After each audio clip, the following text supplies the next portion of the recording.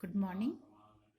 Today we'll continue with our previous class, that is objectives of planning. Today we'll deal with short period goals or goals per plan. So in this lecture we are again going to study about the goals of plans. In our previous class we had studied objectives of planning. Here we are going to study objective of plans, that is set according to each plan period. Now these short-term goals are set for each plan period. Each 5-year plan has its own goal according to the time. So the first plan, which was from the period of 1951 to 1956, March-April, the goal set for this plan was high agricultural production. As you all know, this was the most important goal at that time because India had just gained independence and was a backward economy. It had even to import food grains. So, to reduce the dependency on imports, high agricultural production was the main target of the first plan. Next is the second plan. The main goal or the aim of the second plan was industrial growth. As the Britishers had left India without any industrial development, industrial growth was very important for the overall development of the economy. So various industrial policy resolutions were passed to grow the economy and to increase the job creation as well as include public and private sector both in the growth of India. Next, we are going to know about the third plan. The third plan, the main aim was self-sufficiency in food grain production. Now, self-sufficiency, that means to attain to be self-sufficient without importing from the outside world or the rest of the world. Now, India had even to import food grains. So, self-reliance was thought of the main goal in the third plan, to increase the production of food grains so that India becomes an exporter rather than importer of food grains.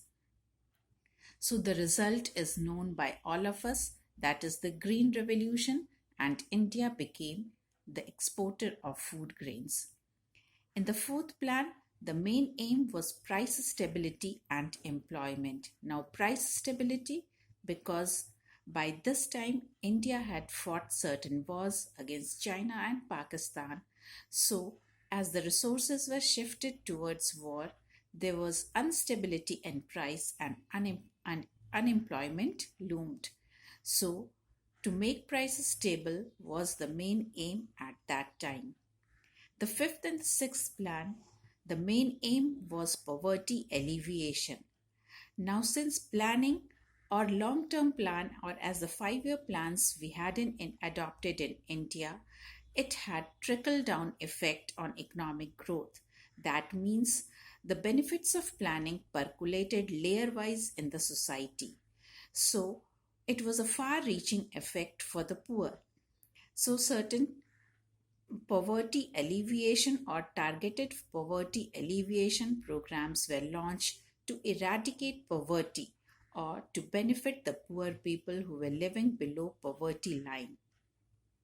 Now, in the seventh plan, the aim was creation of employment opportunities because the population of India was growing at a great pace. So, unemployment loomed large, and also we were having a backward and obsolete technology. So, to adopt modern technology in production and to create more employment opportunities was the main aim of the seventh plan. Now, in the eighth plan, universalization of education was the main aim because still large masses of people were left without education due to various reasons. So, for universalization of education, education was made free and compulsory for the age till the age of 14 in India.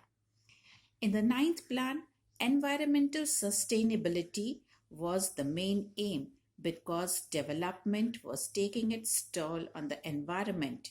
So, environmental sustainability was declared as the main target, and various programs and policies were made for it.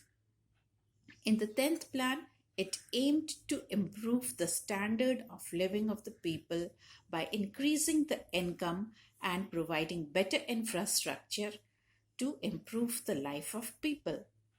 The 11th plan, again job creation and poverty reduction, was the main aim as population was growing at a very fast rate. In the 12th plan, or the plan which is still continuing, sustainable development and inclusive growth means taking all the aspects of society while developing is thought of as the main game, and India is proceeding to achieve it. Now, in this lecture, we will have this much. We'll continue ahead with the same chapter in our next class. Thank you.